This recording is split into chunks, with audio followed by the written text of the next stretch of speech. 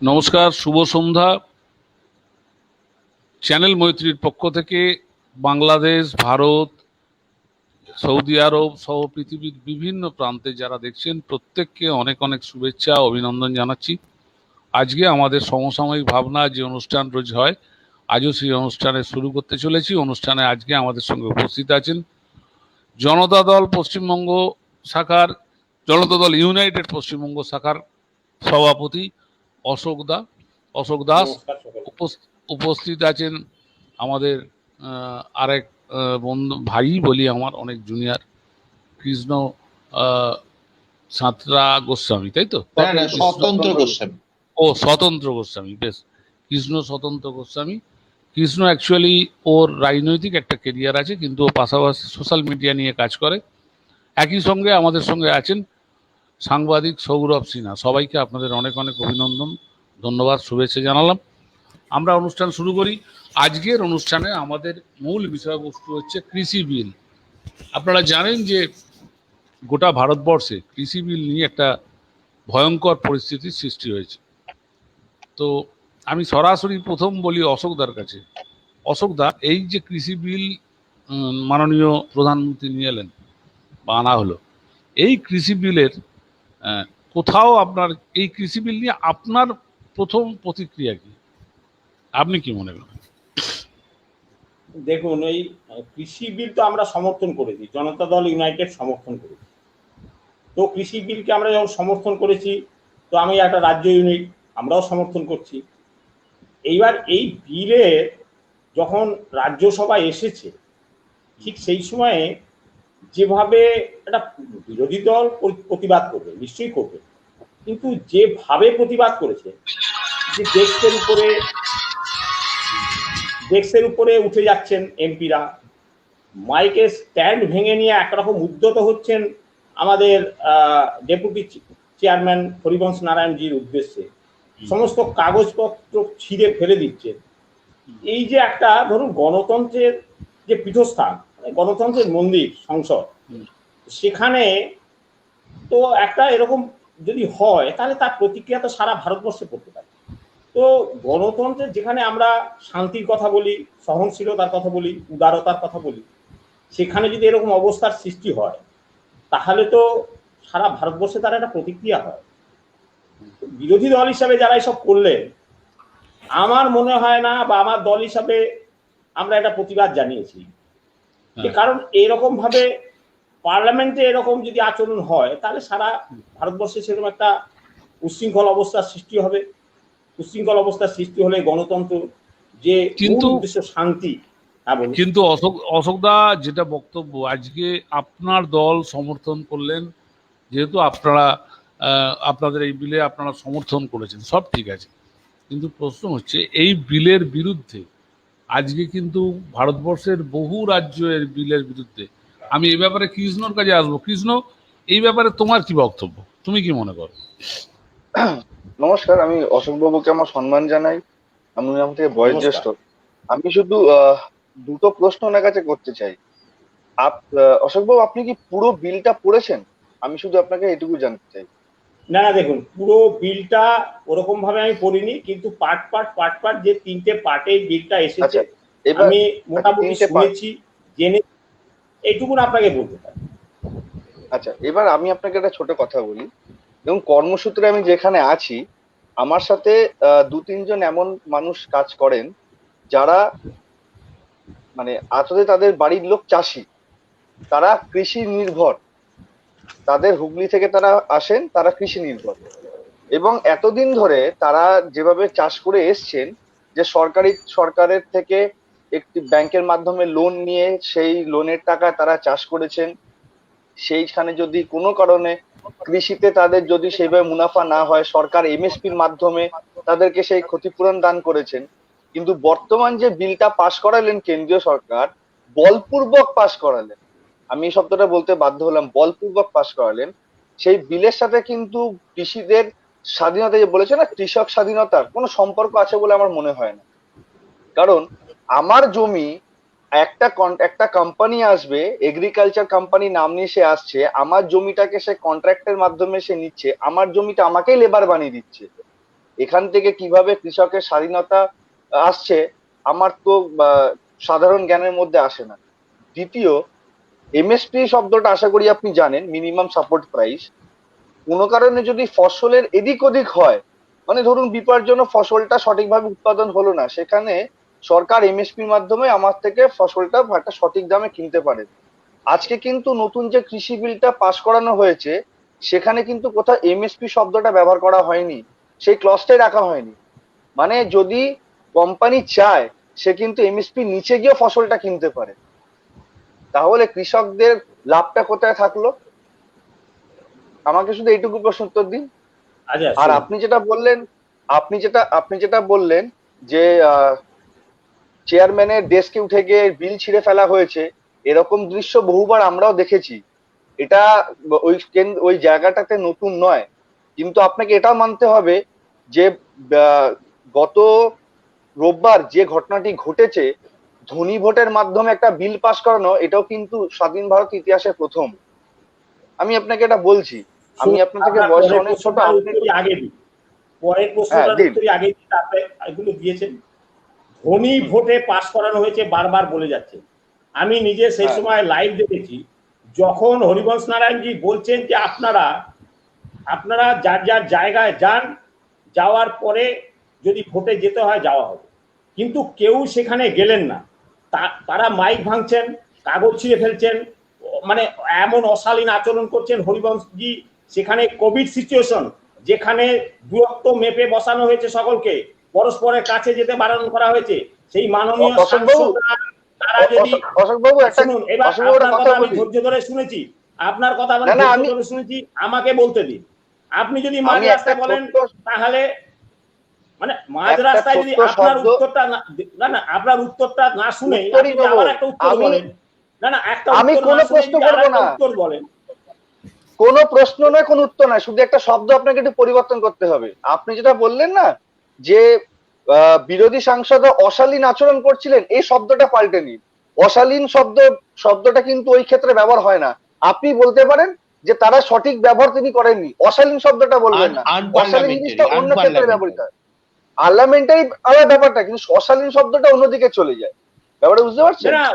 অশালীন না শুনুন, আপনি বলছেন ঠিক আছে, আমি না হয় ওটা ঘুরিয়ে অন্য কথাই বললাম, কিন্তু কথা হচ্ছে নিশ্চয় আমি ওর জন্য কুণ্ঠিত নই, বা এরকম এটা গণতন্ত্র হতে পারে, এটা কোনো ক্ষমা চাওয়া বা ইয়ে চাওয়ার ব্যাপার নয়। কিন্তু আপনি বলুন, যেভাবে একজন মাননীয় যিনি পরিচালনা করছেন তার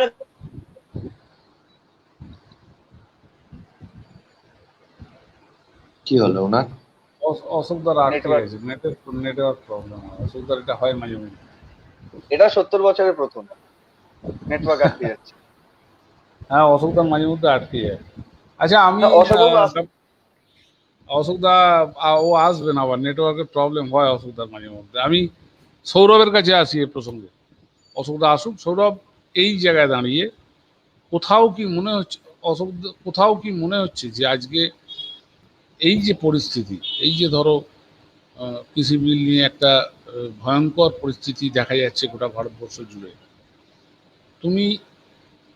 তোমার কি মনে হয়, তোমার দৃষ্টিভঙ্গি দিয়ে কি মনে হয়? দেখুন, একটা কথা হচ্ছে যে কৃষি আমাদের তো ভিত্তি, এবং আমাদের ভারতবর্ষের যদি হিসেব করা যায় তাহলে 70% কি 80% লোক চাষাবাদের উপরেই নির্ভর করে আছে। মানে আমাদের টোটালটাই, আমাদের ভারতবর্ষ কিন্তু চাষাবাদের উপরেই নির্ভর করে আছে। এখন এই চাষিদের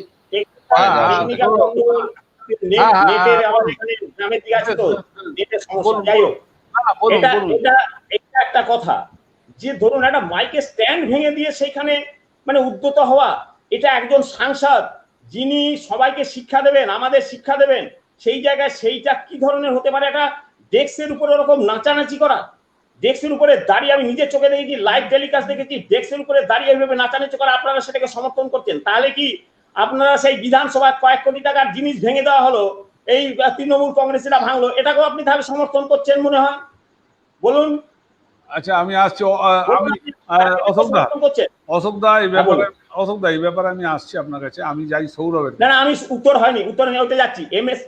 ওই এমএসপির কথাটা বললেন না, শুনুন, আগে যে আইনটা ছিল সেটা হচ্ছে এপিএমসি এপিএমসি যে আইনটা ছিল, এপিএমসিটা যেটা কৃষকরা ফসল বিক্রি করতো, আপনি বললেন না এখানে কোনো জায়গায় এই আইনটার পরিবর্তন করে একটা নতুন আইন এসছে। আপনি বললেন না যে কৃষক তার ফসল বিক্রি করতে পারবে না, আপনাকে কে বলেছে কৃষক তার ফসল বিক্রি করতে পারবে না? এখানে কি এমএসপি তুলে দেওয়া হয়েছে? কোনো জায়গায় বলা নেই এমএসপি উঠিয়ে দেওয়া হয়েছে। কোনো তারপরের দিনই যেদিন সংসদে আলোচনা হয়েছে তারপর দিনই কৃষিমন্ত্রী এমএসপি বাড়িয়ে দিয়েছে, তারপর দিনই এমএসপি বিভিন্ন ফসলের এমএসপি বাড়িয়ে দিয়েছে, এবং কোনো জায়গায় বলা নেই যে মান্ডি থেকে মাল কেনা হবে না।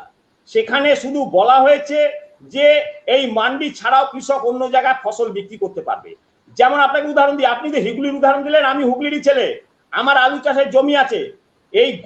এই বছর ছাড়া গত 3 বছরে ওই বর্ডারে, Assam border, Orissa border, Jharkhand border, Bihar বর্ডারে পুলিশ দাঁড় করিয়ে দিয়ে চাষিদের আলু যেতে দেওয়া হয়নি।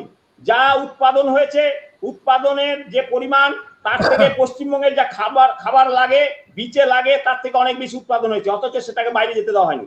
সেই ম্যালথাসি তত্ত্ব, যোগান বেশি আর চাহিদা কম, এই করে রাজ্য সরকার এখানে কম দামে খাওয়ানোর ব্যবস্থা করেছে আর চাষিকে মেরেছে। সেই জায়গায় আজকের দিনের সেই ফলটা হবে, চাষি সেটা অন্য জায়গায় বিক্রি করতে পারবে, পশ্চিমবঙ্গ ছাড়াও ভারতবর্ষের অন্য রাজ্যে যেতে পারবে। এর ফলে চাষি উপকৃত হবে না, আরো যেসব অন্য যারা এটা কিনে খাবেন তাদের উপকার হবে। এই জায়গা থেকে দামটা সেইভাবে সরাসরি যদি মার্কেটে যেতে পারে, মধ্যস্বত্বভোগী যদি সেটাকে কন্ট্রোল করতে না পারে। যেমন আপনি আজকের দিনে দেখুন 500 টাকা আলু বিক্রি হয়েছিল এই জমি থেকে এবছর, সেই আলুটা এখন 1500 টাকা বিক্রি হচ্ছে। এই যে এত দাম, 10 টাকার আলু আজকে 50 কেজি বস্তার হিসাব করলে 10 টাকার আলু আজকে 40 টাকা কেন খেতে হচ্ছে? আইনটা তো আছে, আইনটা তো সবে এসেছে, তার আগে কেন এই ব্যবস্থাটা ছিল? এটা নয়। শুনুন, আপনি ধানের কথা বলছেন, আমি ধানের কথা বলি।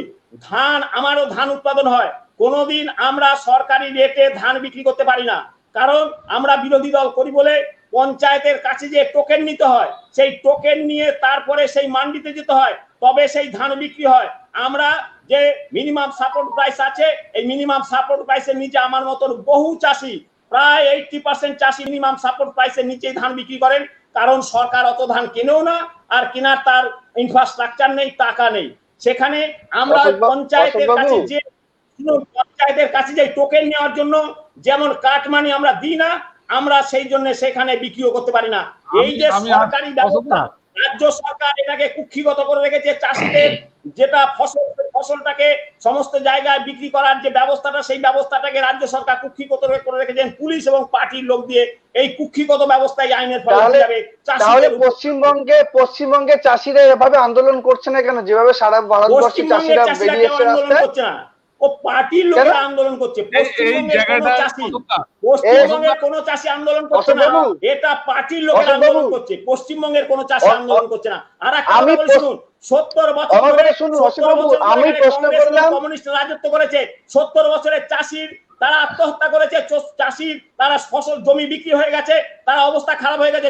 অশোকবাবু, আমি এখানে কংগ্রেস, কমিউনিস্ট, বিজেপি, সিপিএম চিনি না। অশোকবাবু, আমি আপনাকে একটা ইউনিভার্সাল কোশ্চেন করলাম।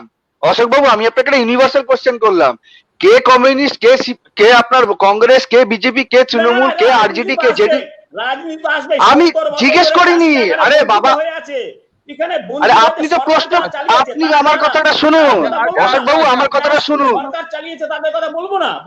অশোকবাবু, আমি যেটা বলছি, অশোকবাবু, অশোকবাবু, আরে অবশ্যই বলবেন, আপনি একজন জনপ্রতিনিধি, বলবেন। আমার প্রশ্নটা ছিল একটাই, আপনি যেটা এক্ষুনি বললেন যে আপনার মতো 80% কৃষক বা চাষি ভাইয়েরা সঠিক দাম পাচ্ছে না, তারা কিষাণ মান্ডিতে তাদের ধান বলুন, আলু বলুন বিক্রি করতে পারছে না, তাদেরকে কাটমানি দিতে হচ্ছে, বললেন তো কথাটা এক্ষুনি তো বললেন।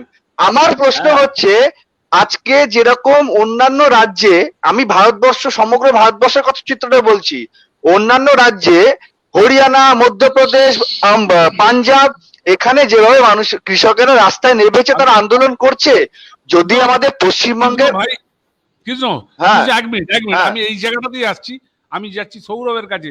সৌরভ, এই যে কথাটা কৃষ্ণ বলেছে খুব দামি কথা, বা অশোকদাও যে কথা বলেছেন, অশোকদার এগেনস্ট কৃষ্ণ যে কথাটা বললো খুব দামি কথা। তাহলে পশ্চিমবঙ্গের মানুষ কেন সেইভাবে ব্যাপারটা হচ্ছে না? তুমি কি বলো, না, তোমার কি মনে হয়? পশ্চিমবঙ্গের মানুষ ব্যাপারটা কি, ঘটনাটা ঘটেছে যে পশ্চিমবঙ্গের, যেটা কৃষ্ণ প্রশ্ন করেছে, পশ্চিমবঙ্গের কৃষকরা তাহলে আন্দোলনে নামছে না কেন?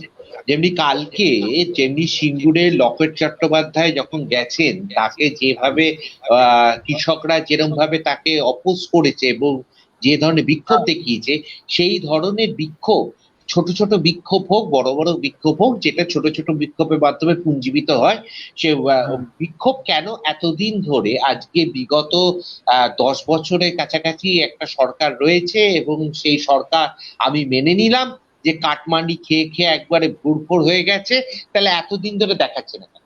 প্রশ্ন এইখানটাই যে আমি দেখতে পাচ্ছি যে একটা কথা মাথায় রাখতে হবে, যে আমি একটা ব্যক্তি বিশেষে, যেমনি ধরে নিন যে আজকে আপনি কাউকে কোনো কিছু দিলেন, তার মধ্যে দুজন অবৈধভাবে ব্যাপারটাকে ইউটিলাইজ করলো, কিন্তু বাদবাকি লোকেরা সেটাকে করলো না। ওই দুজনকে দৃষ্টান্ত হিসেবে দেখানো না, কোথাও হয়তো হয়েছে, আমি বলছি না একদমই হয়নি, কিন্তু একবারে যে টোটাল রাজ্য সরকারের যে টোটাল টিমটাই যে এইভাবে কাটমানি খেয়ে গেছে, এইভাবে ঘটনাটা ঘটেছে, এটা আমার বিশ্বাস নয়।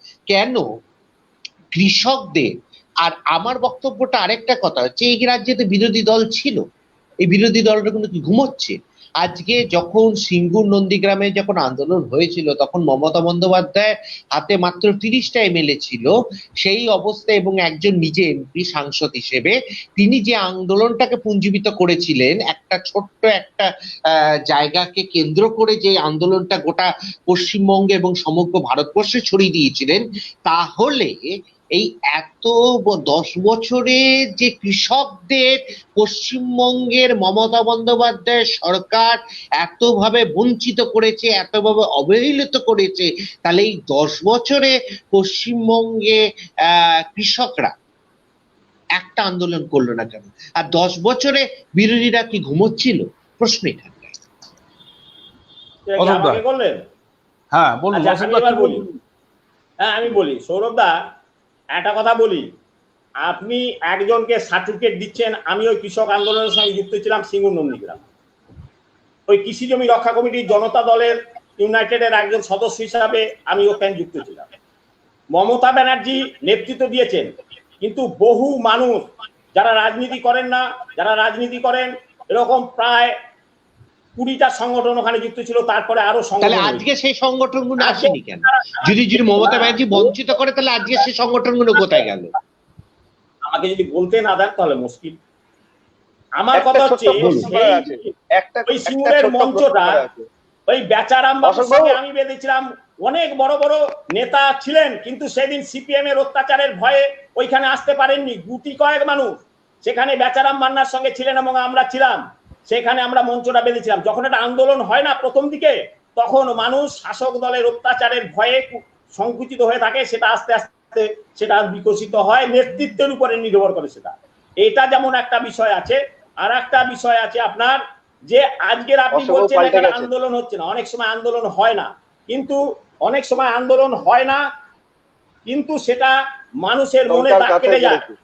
আপনি যদি বলেন, আজকের এই যে হুগলি জেলায় তৃণমূল কংগ্রেস হেরে গেছে, তৃণমূল কংগ্রেসের ভারত এই হুগলি লোকসভা কেন্দ্রে, এখানে মনে করেন কি যে এখানে ভারতীয় জনতা পার্টির কৃতিত্বের জন্য ওনারা যেতেনি? আমি বলছি, এখানে কৃষক যারা, তারা এই সরকারের উপরে আস্থা হারিয়েছেন বলেই আমি আমার যে বিধানসভা কেন্দ্র বলছি, এই ধনিয়াখালী বিধানসভা কেন্দ্র, এই বিধানসভা কেন্দ্রের যদি 7টা বিধানসভা কেন্দ্র নিয়ে একটা লোকসভা হয়, 7টা বিধানসভা কেন্দ্রের যদি 200 করে হয়, 7 × 14টা পোলিং স্টেশন আছে, এই তার থেকে একটু বেশি আছে, আমি একটা তর্কের খাতিরে ধরে নিলাম। সেইখানে কিন্তু অর্ধেক জায়গাও ভারতীয় জনতা পার্টি পোলিং এজেন্ট দিতে পারেননি। তা সত্ত্বেও এই লোকসভা লকেট চ্যাটার্জি উনি জিতে গেলেন কৃষকদের ভোটে। এখানে 80% কৃষক বাস করেন। কৃষকরা সবসময় নেতৃত্বের অভাবে আন্দোলন হয় না, কিন্তু তার মানে এই নয় যে কৃষকদের মধ্যে পুঞ্জীভূত ক্ষোভ, তারা যখন যেভাবে পারেন সেই পুঞ্জীভূত ক্ষোভটা প্রকাশ করেন। তার পাশের লোকসভা কেন্দ্র আরামবাগ লোকসভা কেন্দ্র, মাত্র কয়েক হাজার ভোটে, 1-2 হাজার ভোটে সেখানে তৃণমূল কংগ্রেসে হারলেন। এই যে অবস্থাগুলো, এখানেও কৃষক কৃষক সেখানে তৃণমূল কংগ্রেসের সেই কাজগুলোকে পছন্দ করেনি, সেই জন্য তারা ওই বিজেপিকে ভোট নেয়। আমি বলবো, দেখুন আমি ভারতীয় জনতা পার্টি করি না, আমি জনতা দল ইউনাইটেড করি, কেন্দ্র আমার সরকার নয়, ওখানে আমরা ইস্যু ভিত্তিক সমর্থন করি, আবার কখনো সমর্থন করি না। আপনারা দেখেছেন আমাদের যেটা আছে সেটা বিহারে একটা সমঝোতা আছে, ভারতবর্ষের কোথাও নেই, পশ্চিমবঙ্গে আমাদের সঙ্গে নেই, কিন্তু ইস্যু ভিত্তিক সমর্থন আমরা ভারতীয় জনতা পার্টিকে করি। আমরা ভারতীয় জনতা পার্টি যা বলবে আমরা সেটাই আমরা ধ্রুব তারা বলে মনে করি না। আমি তবু বলছি এখানে ভারতীয় জনতা পার্টির যে উত্থান হয়েছে, মমতা ব্যানার্জির যে তৃণমূল কংগ্রেসের ব্যর্থতার ফলেই এই নেগেটিভ পার্সেন্টেজে এই জায়গায় উত্থান হয়েছে ভারতীয় জনতা পার্টি। কৃষকরা এই জায়গা থেকে আসছি কৃষ্ণ কি বলছিলে বলো। একটা বলি, আমার ওনার যে এন্থুটা বা ওনার এনার্জিটা খুব ভালো লাগছে। অ্যাকচুয়ালি 70 বছরের কাজ যারা করে ফেলেছে 6 বছরে, তাদের সাথে ওনারা যুক্ত, তো ফলে ওনার এনার্জিটা প্রচুর।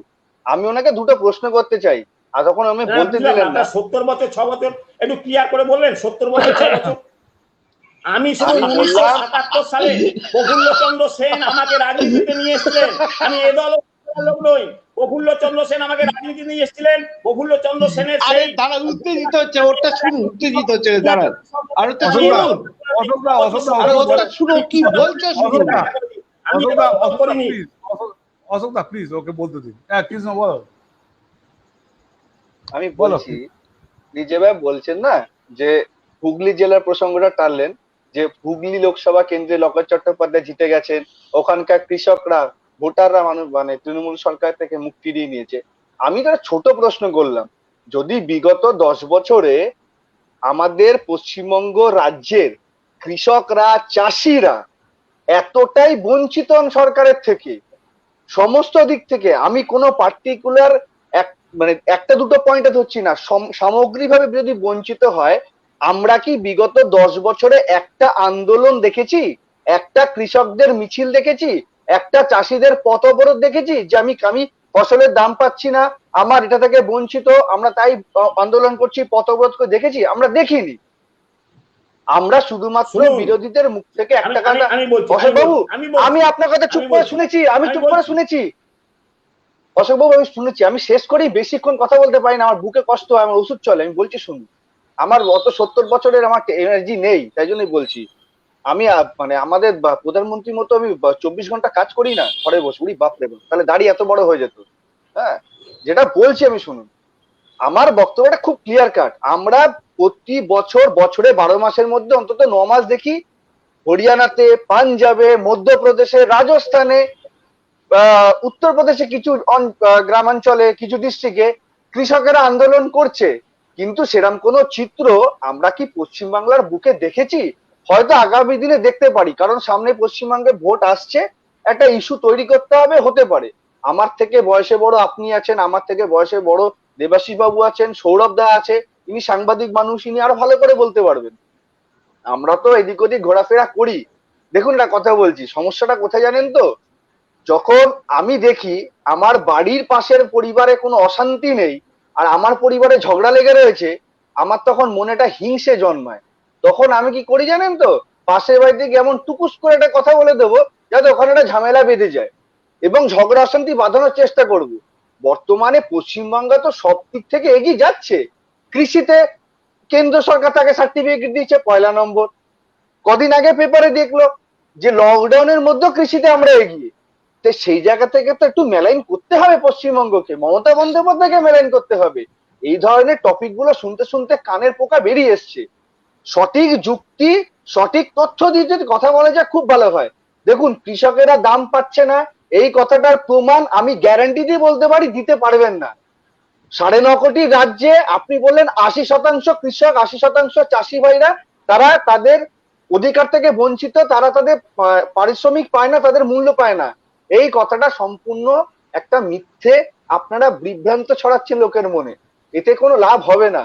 আর যদি আপনি লোকসভা ভোটের সাথে কথা বলেন, আপনি তো একটা কৃষি বিলের মধ্যে ভোট তুলে নিয়ে চলে আসেন, আমি তাও আপনাকে বলছি, মানুষ, সারা ভারতবর্ষের মানুষ, শুধু আমাদের হুগলি ডিস্ট্রিক্ট কনস্টিটিউশনের ভোটাররা নয়, সারা ভারতবর্ষের মানুষ 300 বেশি সিট দিয়েছে আমাদের বর্তমান কেন্দ্রীয় শাসক দলকে।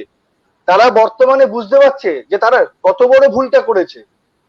মানুষ আছে সব দিক থেকে খুব বিরক্ত, তাদের পেটে পা ফেলে দিয়েছে। আপনাকে একটা ছোট কথা বলি, আপনি যে বললেন না যেটা কৃষকদের প্রতি খুব ভালো জিনিস, আমাকে সৌরভ দাস থেকে কয়েক মাস আগে বলেছিল যে ভাই জিও মার্ট বলে একটা জিনিস আসতে চলেছে, তোরা দেখতে পারবি। বহু মাস আগে, লকডাউনের 2-2.5 মাস আগে। আজকে তার কথাটা সত্যি হলো। গত রোববার দিন যখন কৃষি বিলটা পাস হয়ে গেল, সাথে আরো 7খানা, তার মধ্যে থেকে যেটা সব থেকে মানে কনসার্ন করার মতো বিষয়, যেটা এসেনশিয়াল কমোডিটিস থেকে চাল, ডাল, আলু, পেঁয়াজ, ভোজ্য তেলকে বাদ দিয়ে দেওয়া হলো এবং সরকার তার উপর থেকে নিয়ন্ত্রণ তুলে নিল। এবং তার পরের দিনই আপনি যদি সোশ্যাল মিডিয়া হ্যান্ডেল করেন, যদি ইউটিউব দেখেন বা কোনো রকম আপনি ওয়েবসাইট চেক করেন, দেখবেন বর্তমানে সেখানে জিও মার্টের অ্যাড দেওয়া শুরু হয়েছে। সেখানে 50% করে অফ দেওয়ার কথা বলছে। এতদিন ধরে জিও মার্ট ছিল না, আজকে জিও মার্টের জন্ম হয়েছে। কারণ এই জিও মার্টটি, তারা হচ্ছে রিলায়েন্সের সন্তান, যিনি তার দাদুর ঘরে বসেছিলেন, তিনি আজকে অন্নপ্রাশন সেরে বেরিয়েছেন, আজকে তিনি হাঁটতে শুরু করেছেন, এরপর তিনি দৌড়বেন, আমাদের মাথার উপর পা রেখে দৌড়বেন। আমি আপনাকে বলছি আজকে বিগ বাজার রিলায়েন্সের কাছে বিক্রি হয়ে গেছে। আপনি তো আসল জায়গা থেকে সরে যাচ্ছেন। আপনি কৃষি বিলের সরে কোথায় গেলাম? কৃষি বিলে সরে যাওয়া নয়, যেটা বাস্তবে জায়গায় এসেছে। প্রশ্নটা করুন। আরে বাবা, এই দেখুন, দেখলেন তো, আপনি তো কথাটাই বুঝতে পারলেন না। জিও মার্ট কথাটা কেন বললাম? জিও মার্ট তো পুরো গ্রসারি আইটেমটাকে তুলে নিচ্ছে, যেটার মধ্যে কৃষি বিল রিলেটেড। এসেনশিয়াল কৃষি বিল যখন পাস হওয়ার পরে তো এসেনশিয়াল কমিটিস থেকে বাদ দেওয়া হলো। উনি তো বুঝতেই পারছেন না কথাটা। আমি তো আপনার মতো ভোট নিয়ে কথা বলিনি, যে কে ভোটে জিতেছে, কে ভোটে হেরেছে। একটা প্রশ্নের উত্তর দিই আপনাকে। প্রথমে বলছেন যে কথাটা, সেটা পশ্চিমবঙ্গে কেন কৃষকের আন্দোলন হচ্ছে না, শুনুন সে কথাটা। একটা উত্তর দিই। আরে হবে না তো, কারণ হবে না, শুনুন, আন্দোলন হবে না তার প্রথম কারণ কেন হচ্ছে না, হবে না, কেন হচ্ছে না আপনি বলতে পারবেন না আন্দোলন হবে না তার প্রধান কারণ হচ্ছে। আপনি কথা, আপনার কথা শুনে আমি কথা বলিনি, আমাকে আপনি কথা বলতে দিচ্ছেন না। আমি তো শেষ করিনি, যাচ্ছেন না, আপনি যুক্তি তর্কে আমি তো শেষ, আমি তো শেষই করিনি। তর্কের কথাটা শুনুন। আপনি তো অশোক বাবু, আমি শেষ করিনি, আমি শেষ করিনি। আমি তো আপনার, আমি আপনার শেষ ডায়লগ তো অপেক্ষা ছিলাম। আরে একটা আমি একটাই, দুটো করে করুন, তিনটা করুন। আপনি 10টা প্রশ্ন করলে কি করে জবাব দেবো? আপনার আমি একটাই প্রশ্নের উত্তরটা দিয়ে দিই। আচ্ছা দাঁড়া, ওই যে কৃষক, একটু অশোক বাবু, আমি আপনাকে একটাই প্রশ্ন করেছি, বাকি প্রশ্নের সাথে আর কোনো প্রশ্ন করিনি। আমি আপনার আগের কথার উত্তরগুলো দিয়েছি, সেই উত্তরটা আমি শেষ করতে দেননি। আমি শেষ কথা বলে আপনি তারপর শুরু করবেন। আমি আপনাকে খুব সহজ ভাষায় বলে দিই, পশ্চিমবঙ্গের কৃষকরা, চাষিবারা আন্দোলন করছে না কারণ তারা মমতা বন্দ্যোপাধ্যায় সরকারের দ্বারা উপকৃত, তারা বঞ্চিত নন। আমি আপনাকে বলছি, তারা বঞ্চিত নন। বঞ্চিত হলে এতদিন আমরা শয়ে আন্দোলন দেখতাম, দেখিনি, আর আগামী দিনে দেখবো না। ভোটের আগে দেখতে পারবো কিছু জন, কারণ ওটা হবে ম্যানমেড, ঠিক আছে, আর্টিফিশিয়াল ক্রিয়েশন হবে। এবার আপনি বলতে পারেন। বলতে পারি কি? এবার আমি বলতে পারি। প্রথম কথা শুনুন, এবার প্রথম কথা শুনুন, এখানে কেন কৃষক আন্দোলন হয় না, মহেন্দ্র সিং টিকায়েত এখানে কেন জন্মায় না, কেন সে ক্ষেতকারী সংগঠন হয় না মহারাষ্ট্রের মতন, শুনুন। সেখানে পার্লামেন্টে যারা যান, পাঞ্জাব থেকে, হরিয়ানা থেকে, উত্তরপ্রদেশ থেকে, তাদের বেশিরভাগ কৃষক পরিবার থেকে যান। তাদের সংখ্যা হিসাব করুন, কৃষক পরিবার থেকে যান, কৃষকের সুখ দুঃখের সঙ্গে মিশে আছেন তারা। তার সঙ্গে পশ্চিমবঙ্গের মিল নেই। পশ্চিমবঙ্গের কলকাতা কেন্দ্রিক, কলকাতা থেকে এমএলএ সাপ্লাই দেওয়া হয়, এমপি সাপ্লাই দেওয়া হয় কৃষকের ঘরের। এই যে 42 জন যে পার্লামেন্টে গেছেন, 42 জনের মধ্যে একজনও কৃষক নেই। তাহলে কৃষকের কথা বলবেটা কি করে? প্রথম কথা। দ্বিতীয় কথা হচ্ছে, এখানে গণতন্ত্র নেই, দলতন্ত্র না, এখানে দলতন্ত্র আছে। মানুষ ঘর থেকে বেরোলেই আগে মার্কিং করা হয়, তুমি কোন দলে যাচ্ছ, তারপর দিন তার বাড়ি ঘরে এসে হামলা করা হবে। তা আপনি কতটুকু অত্যাচার সহ্য করেছেন শুনুন। আমি কমিউনিস্টের অত্যাচার সহ্য করেছি। 2 বছর ঘর বাড়ি ছাড়া ছিল। আমি কৃষকের ছেলে, আমার জমি 3 বছর চাষবাস বন্ধ করেছিল। আপনারা গ্রামে থাকেন না, গ্রামের পরিবেশ বোঝেন না। গ্রামের ম্যান টু ম্যান ভ্যারি করা হয়, আমার বাড়িতে কি আসছে সেটা দেখা হয়, এবং তারপরে পার্টি অফিসে সেই নির্দেশটা যায়, এবং তারপরের দিন আমার বাড়িতে আক্রমণ করা হয়। আপনারা শহরের মানুষ বুঝবেন না।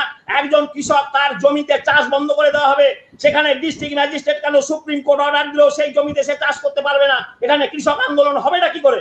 অন্য রাজ্যের সঙ্গে এখানে তফাৎ এই জায়গায়, এখানে যে বাবু কালচার, এখানের সঙ্গে সারা ভারতবর্ষের মিলবে না। সেখানে যারা সমস্ত কৃষক, যেমন শুনুন আজকে নীতিশ কুমারের কথাই ধরি, নীতিশ কুমার একটা গ্রামের থেকে উঠে যে পাটনা শাসন করছেন, মায়াবতী গ্রাম থেকে উঠে যে লখনৌ শাসন করছেন, এটোয়া থেকে উঠে যে ওই মুলায়ম সিং শাসন করেছেন, এরকম বিভিন্ন গ্রাম থেকে উঠেছে সেখানে রাজনীতিকে, রাজধানীকে কন্ট্রোল করা হয়। এমনকি পার্লামেন্টেও আজকের যখন গমের দাম পড়ে যায়, আখের দাম পড়ে যায়, যেভাবে চিৎকার হয়, এখানে আলু চাষি যদি মরেও যায় তাহলে কোনো অ্যাসেম্বলি বা পার্লামেন্টে কোনো কথা হয় না, কারণ কৃষক প্রতিনিধি নেই। কৃষক প্রতিনিধি যদি থাকতো তাহলে কৃষকের আজকের এই দুর্দশা হতো না। এইটা আপনাকে প্রথম কথা বলে দিলাম। দ্বিতীয় কথা যেটা বলছি সেটা হচ্ছে, কোন কৃষক কখনো ট্রাক্টর পোড়ায় না, কোন কৃষক ট্রাক্টর পোড়াবে না। আমরা বিশ্বকর্মা পুজোর দিন ট্রাক্টর থেকে আরম্ভ করে, নাঙল থেকে আরম্ভ করে, কাস্তে কোদাল থেকে আরম্ভ করে ধুয়ে পরিষ্কার করি, পরিষ্কার করে ব্রাহ্মণ পুরোহিত দেখে সারা যতক্ষণ পর্যন্ত পুজো না হয় ততক্ষণ পর্যন্ত আমরা অনুসরণ করে সেই পুজোটা শেষ করার পরে সেই ট্রাক্টরের উপর, ওটাকে উপোস বলে, ওটাকে উপোস বলে, অনশন নয়, উপোস বলে। আমরা কোনো ট্রাক্টর পোড়াই না। আজকে যারা দিল্লির বুকে দেখছেন, অন্য জায়গায় যারা ট্রাক্টর পোড়াচ্ছে, তারা কেউ হোয়াইট কলার বাবুরা সব আন্দোলন করছেন, কোন কৃষক আন্দোলন করছেন না। আপনারা বিরোধী দলের যারা আছেন তারা এইভাবে একটা বাতাবরণ তৈরি করছেন উস্কানিমূলক। তাহলে আপনি শাসক দলে আছেন তো? তাহলে আপনি শাসক দলে আছেন তো? এটা একটা বিভ্রান্তি ছড়িয়ে মানুষকে বিভ্রান্ত করার চেষ্টা করছেন। না, এবারে আমার প্রশ্ন একটাই, আমি না দুটো ছোট ওনাকে একটু জিজ্ঞেস করে নি, উত্তর দিতে হবে না, আগেই বলছি, ঠান্ডা মাথা শুনবেন। উনাকে দুটো বলি, উনি এক্ষুনি বললেন আমার গলার আওয়াজটা একটু বেশি, এই জন্য আমাকে ক্ষমা করবেন, আমার গলার আওয়াজ ঠিক না। ঠিক আছে, ও ঠিক আছে, আমি বলছি বলুন।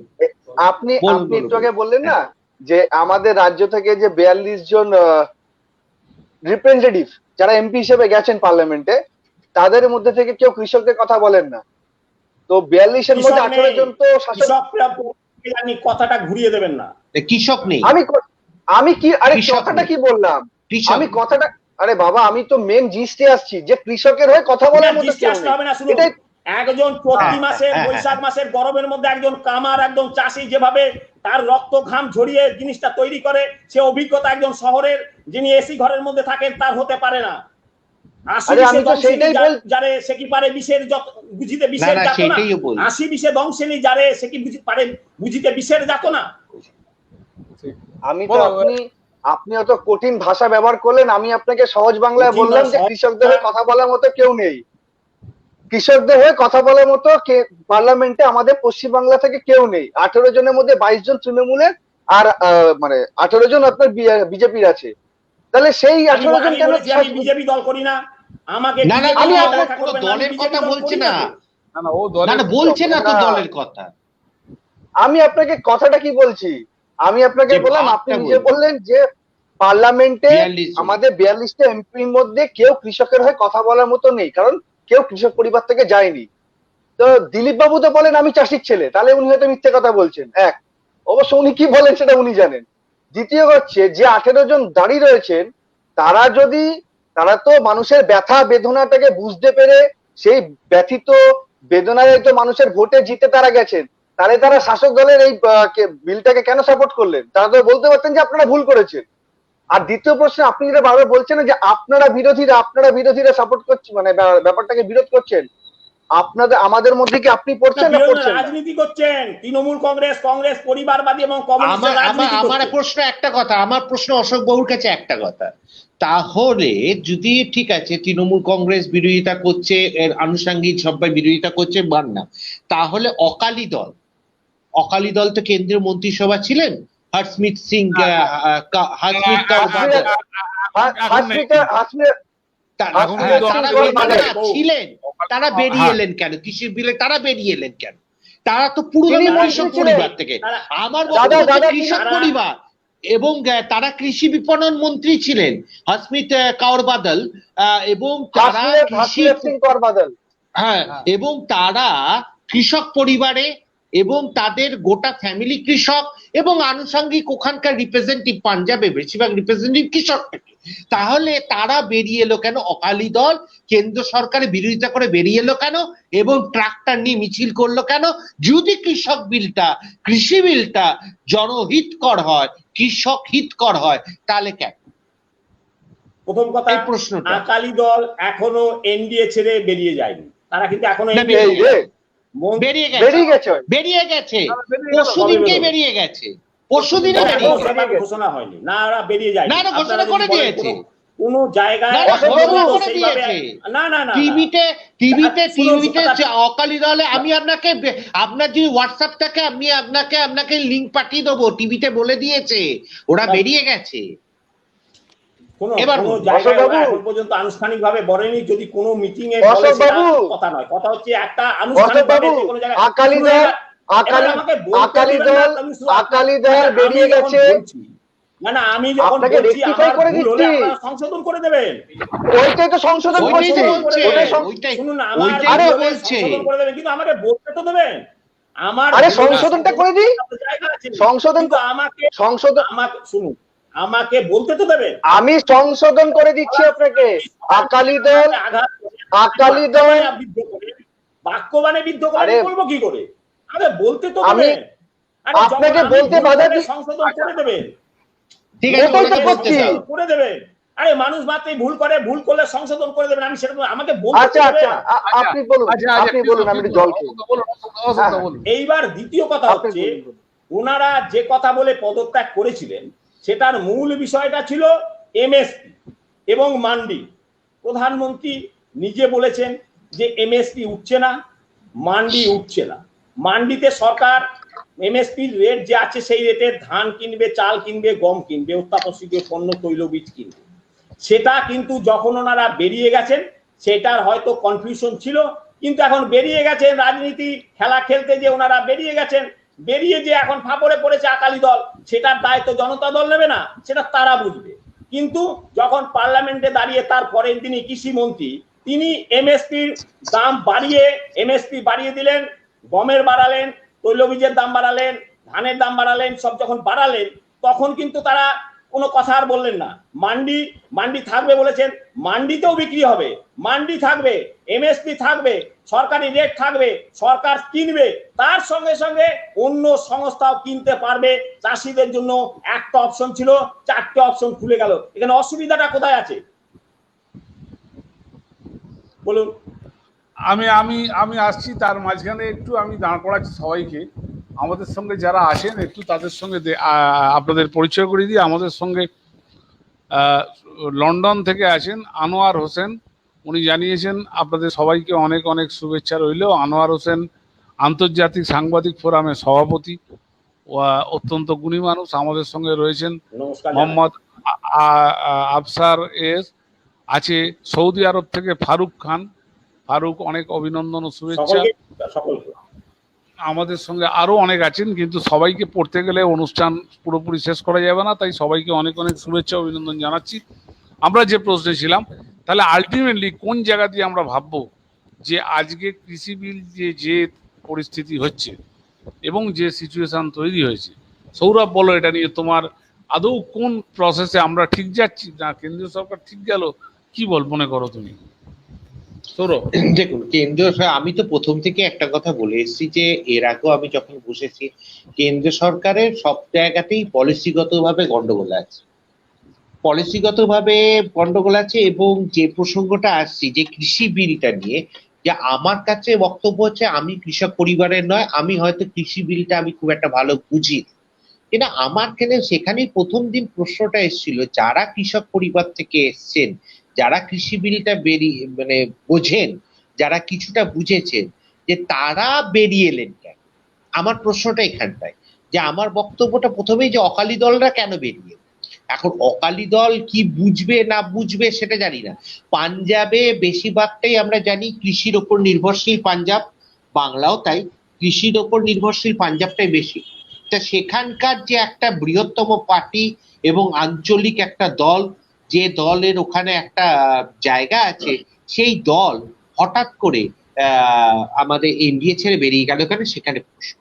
আর আজকে যে প্রসঙ্গটা হয়েছে, যে আমি কৃষ্ণকে কয়েক মাস আগে একবার ফোনে বলেছিলাম যে এই জিও মার্টের গল্পটা, এখন আমাকে কেউ যদি পাগল বলে, কেউ যদি আমাকে অপোজ করে, আমার কিচ্ছু করার নেই, কিন্তু বাস্তবটা বাস্তব।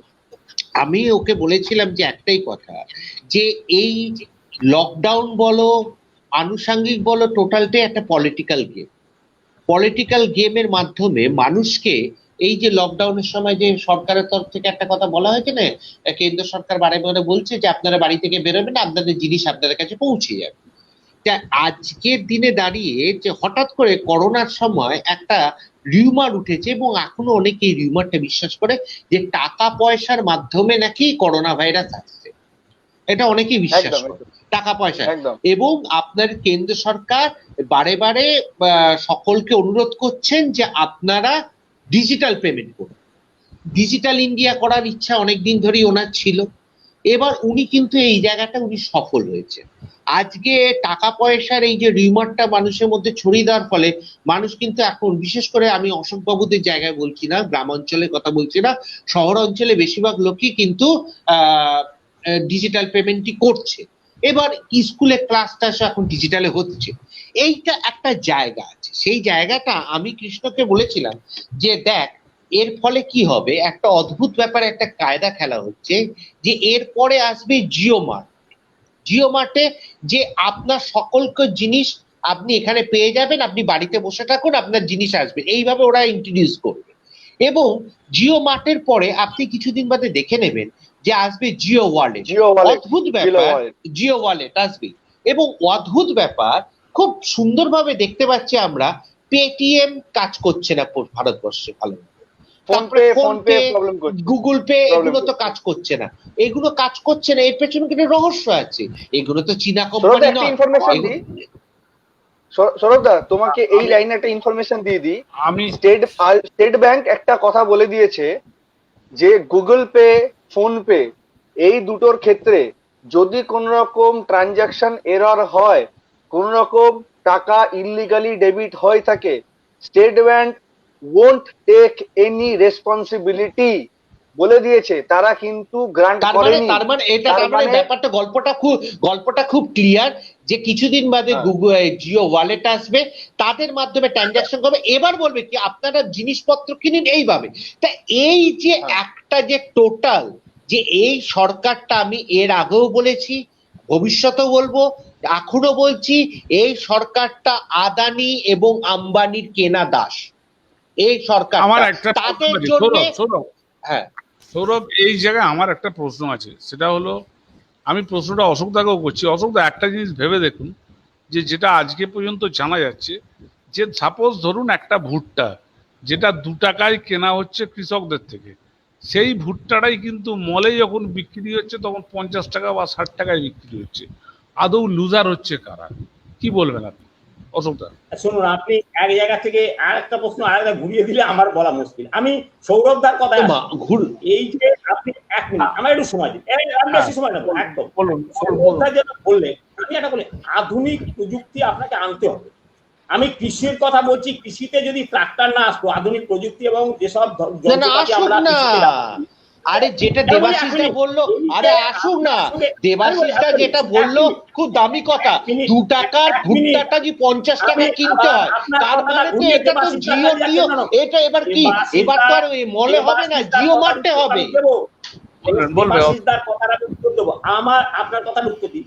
এই যে আজকে দূর দূরান্ত থেকে এসে আমরা সকলে মিলিত হয়ে স্টুডিও ঢুকে যাচ্ছি, এই যে আধুনিক প্রযুক্তি, এক সময় বলা হয়েছিল না যে কম্পিউটার আসতে দেবো না, তাহলে এইরকম পিছনের দিকে না, আমাদের আগিয়ে যেতে হবে, সামনের দিকে তাকাতে হবে, সেটাকে মনে রেখে কাজ করতে হবে। সবকিছুই খারাপ বললে আমরা সবাই তাকাতে চাই, সামনের দিকে আমরা সবাই তাকাতে চাই। ওই যে কথাটা বললেন দেবাশিসদার কথা, সেটা হচ্ছে, দেখুন, এই যে 70 বছরের রাজত্বকালে কৃষকের আয়ের বৃদ্ধির হার হচ্ছে 19% সরকারি এবং বেসরকারি পরিসংখ্যান। কৃষকের আয় বৃদ্ধির হার হচ্ছে 19%। প্রফেসর, ডাক্তার, ইঞ্জিনিয়ার এবং প্রভাবশালী যেসব সমাজে প্রতিষ্ঠিত মানুষ, তাদের আয় হচ্ছে 200%।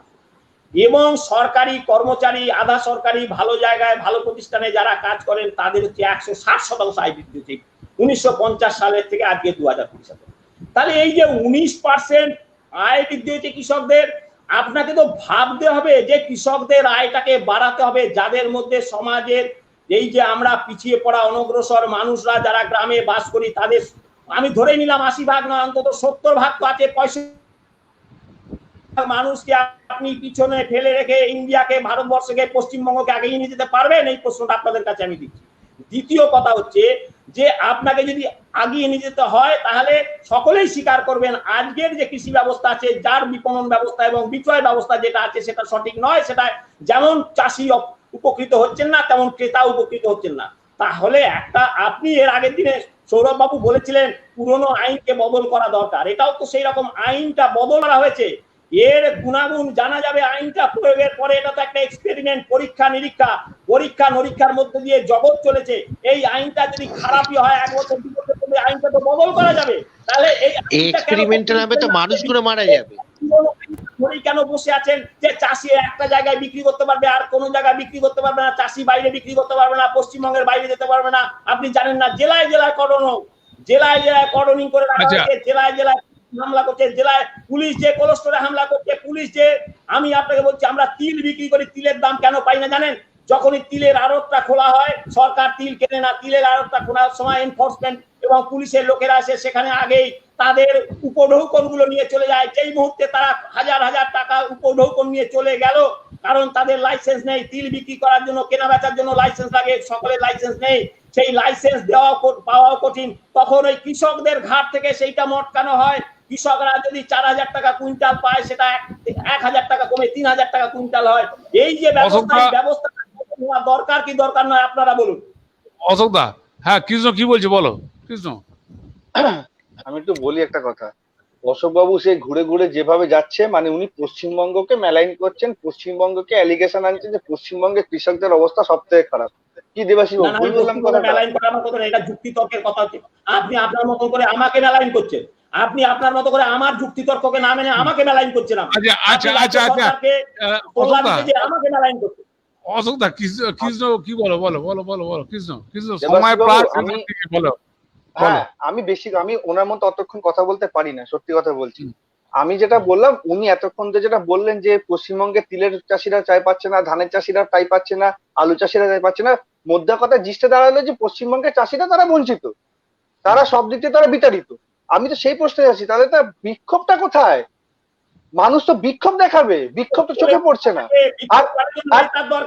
অশোক দা বলছে না, এখানে কৃষকরা পড়াশোনা জেনে আজকের দিনে গ্রাম বাংলায়, আজকে বলুন একটা প্রতিষ্ঠান কলেজে পড়ে একটা ছেলে যখন ইউনিভার্সিটি, আরে বাবা, অন্য লোকের পক্ষে যা অসুবিধা অশোক দা, আপনার পক্ষে তো সে অসুবিধে নয়, আপনার পক্ষে তো সে অসুবিধে নয়। আপনি তো একটা রাজনৈতিক দলের রাজ্য সভাপতি, আপনি আন্দোলনে নামেননি কেন? না, আমি অন্য লোকের পক্ষে খুব অসুবিধে, কিন্তু আপনি তো একটা রাজনৈতিক দলের রাজ্য সভাপতি, আপনার তো অনেক ব্যাপার আছে, আপনি তো সেই সুযোগ সুবিধা পান। মানে পুলিশ তো অন্তত আপনাকে একটুখানি মান্যতা দেয় রে বাবা।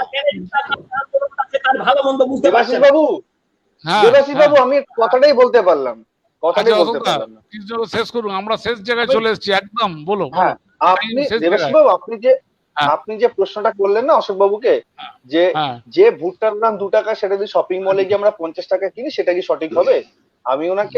উনি হয়তো কথাটা তখন বুঝতে পারেননি, তাই উনি কোথা থেকে তিলে চলে গেলেন। আমি আপনাকেও জিজ্ঞেস করছি, আপনি যদি ভুট্টার প্রশ্ন করা তুললেন, আমরা বাজারে নারকল কিনি, ছাড়ানো নারকল সবাই কিনছি। বাজারে যদি ফল বাজারে কিনতে যান, নর্মাল সময় 30 টাকা 40 টাকা, পুজো আসে 60 টাকা 70 টাকা উঠে যায়। আমি আপনাকে সত্যি কথা বলছি, এই বছর জন্মাষ্টমীর দিন বাজারে নারকল বিক্রি হচ্ছে 60 টাকা, আর একটি নামকরা শপিং মলে নারকল রাখা রয়েছে, এইটুকু নারকল, আদৌ তার ভেতরে কি আছে আমি জানি না, 95 টাকা। এইটাই হচ্ছে সব থেকে বড় ব্যাপার। আগামী দিনে এই জিনিসটা আসতে চলেছে, কারণ এই যে কেন্দ্রীয় সরকার সমস্ত জিনিসের উপর কৃষি বিলের মাধ্যমে, এবং সর্বোপরি ওই যে জিও মার্টটা যে করে দেবে না, জিও মার্টটা করে দেবে, এবং সবাই এই ছোট ছোট দোকানদার, এই আনাজপাতি লোকেরাও জিও মার্টে কিনতে হবে, 100 টাকার মালটা 500 টাকা দিয়ে কিনতে হবে। কলকাতায় আরে দূর বাবা, কলকাতা কেন, হুগলি তো হয়ে যাবে, সর্বত্র মেদিনীপুরও হয়ে যাবে। তারা এইভাবে মালটা কলকাতা এবং আশপাশে নিয়ে যেতে পারছে না। আমার প্রশ্ন, আরে আমার অশোকদা,